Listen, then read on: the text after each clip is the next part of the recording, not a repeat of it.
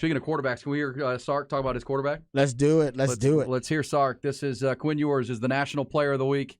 He's the Big 12's Player of the Week. He was that guy. Amidst all the doubt, could he be the guy in a big moment? He certainly was. 349 yards, 3 touchdowns. Could have had a couple more if his guys catch the ball. Amen. What a game he could have had there. But here's Sark on what he saw on film after watching Quinn Ewers that allowed him to be so successful Saturday night.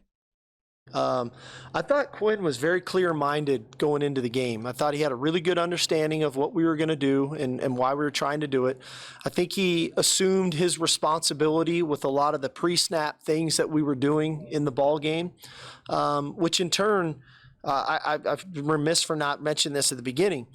To go into that environment and to have 0 pre-snap penalties, that's a credit to our offensive football team. There was no self-inflicted wounds that way where on the flip side, we kind of saw it for the home team. So really, and a lot of that credit I think goes to Quinn, his poise, his composure, how calm he was, I think kind of went throughout the entire offensive football team, and everybody felt comfortable because he was. But I think that same feeling led to him being technically sound in the game. I thought his pocket presence was good. Like I said, I thought there was a moment there late in the second quarter, and we were a little bit backed up. There was a play or two where I felt like he got a little bit antsy in the pocket and a couple errant throws. But again, it's 2 weeks in a row now where that was the last drive of the first half. We got in the locker room. He kind of got refocused, resettled down, and then went and played a really good second half. So I think that's a lot of real growth that he has shown from last season to this season to kind of recalibrate, recenter himself, and then come out and play a really good second half after maybe not being as sharp as he could be there late in the second quarter. I remember that drive that he was referring to. We talked about it yesterday. It was like one of the only drives where Quinn looked uncomfortable. This didn't look like he was dialed in. Some of the throws were a little bit off. One, JT Sanders was a little low. One to X-Man was a little high. That was probably about it for him being off. In that game. I mean, that's probably the only drive I can remember where he looked a little off and looked a little rattled. And I don't think it was anything that Bama actually was doing necessarily. They were backed up, and I don't know, for some reason he just didn't have it on that drive. But most of that game, we saw the best version of Quinn Ewers we've seen at Texas, and give Sark a ton of credit because Sark had a marvelous game plan. I mean, it was even more I watch it, the more I like the game plan that he had to get Quinn Ewers in a rhythm, to get him in a groove, to get him confident. And then once Quinn Ewers' confidence started to, and we all saw it, once it started to grow, once we saw that confidence start to become a factor with him, and then the comfort level, I thought he really played himself into being, right, like now you're saying he's a Heisman contender. He was a Heisman contender before the season started, but now I think a real one. I think people are now looking at him potentially to be one of those guys. And it all started with that deep ball connection, which he had been searching for, was 1 of 15 on his last 15 deep balls prior to that Texas-Bama game. And that deep ball connection to Xavier Worthy, give Sark a lot of credit because he was stubborn in that second quarter, because he threw 3 of those deep balls in a row and finally connected on the third one. Here's Sark when he was asked about how he felt about the deep ball connection in that Bama game. Well, I think that one of the keys was, I thought Quinn, the look was there. Right? It's one thing just to run guys deep, but if he's double covered and things. So I think we got the coverages that we were looking for. I think the receivers ran the routes and then ran them in to the spot to where they were supposed to be. And there was consistency in the route running as we ran them in practice, so that they knew the spot on the field where that ball would be thrown. And then I think the third component was Quinn put nice air on the ball, and he allowed the receivers, both those guys, to adjust to the ball in the air. It's very difficult for a receiver to adjust to the ball when it's flat down the field. That's a tall task, especially when it's back over your shoulder.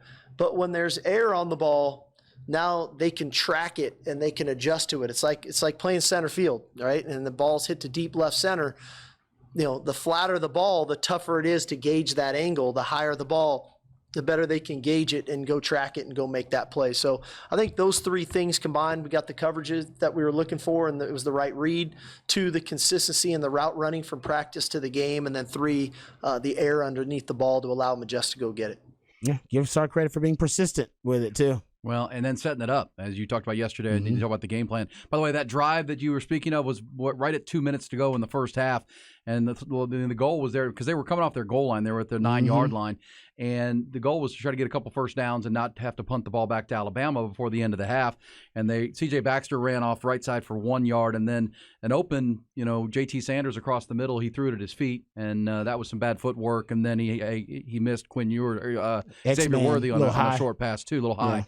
And that was the one series where he looked, that looked like a little bit of old Quinn Ewers. Other than that, he was absolutely locked. And to your point on the game plan, to make X-Worthy such a factor early, which you predicted he would do, to force Nick Saban's hand that, man, we got to roll coverage to Worthy. He threw him. He caught 5 balls for 75 yards in the first half.